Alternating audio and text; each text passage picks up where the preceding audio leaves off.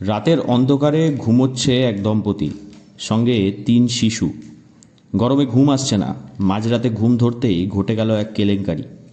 ঘটনাটি ঘটার পর থেকেই ভয়ে এবং শঙ্কায় কাঁপছেন বাঁকুড়া সদর থানার অন্তর্গত শানবাঁধা অঞ্চলের ভূতশহর গ্রামের বগার বাসিন্দারা।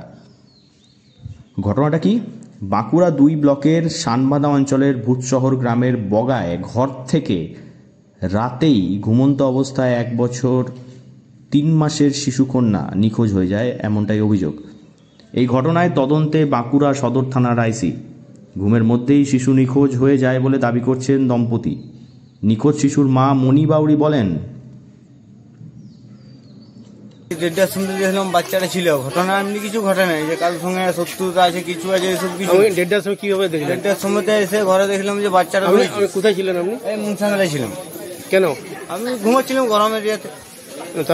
তারপরে এসে দেখলাম বাচ্চাটা ঘরেই রয়েছে। কে কে ছিল ঘরে? আমার বউ ছিল, আমি ছিলাম, দুটো বাচ্চা ছিল, ওগুলি 3টে বাচ্চা। আপনার কি 3টে ছেলে? 3টে ছিল, এটাই ছোট। বাচ্চার বাবা প্রশান্ত বাউরি জানান, অত্যন্ত গরম থাকার কারণে মনসা মেলায় গিয়ে তিনি ঘুমোচ্ছিলেন। রাত 1:30টার সময় যখন তিনি বাড়ি ফিরে আসেন তখন তার বাচ্চাকে তিনি দেখতে পান, কিন্তু সকালবেলা যখন ঘুম ভাঙে তখন বাচ্চাটি ছিল না পাশে। এর পাশাপাশি প্রশান্ত বাউরি আরও জানান যে এলাকার কারোর সঙ্গেই তার শত্রুতা নেই। বাচ্চাকে নিখোঁজ হতে দেখে যথেষ্ট অবাক হয়েছেন তিনি। আমরা শুয়ে আছি বাচ্চাটাকে নিয়ে, উঠে দেখছি না বাচ্চা নেই। 4টার সময়তে। কোথায় শুয়েছিলেন? ঘরে। কে কে ছিলেন? আমার স্বামী, আমি আর দুটো বাচ্চা। আমার স্বামী বললো বাইরে ছিল। বাইরে থেকে চলে এসেছিল তো।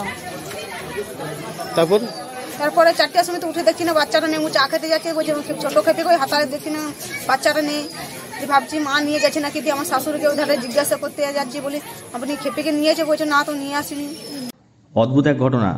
রাতের অন্ধকারে ঘুমন্ত অবস্থায় নিখোঁজ হওয়ার ঘটনায় তদন্তে নেমেছে বাঁকুড়া সদর থানার পুলিশ।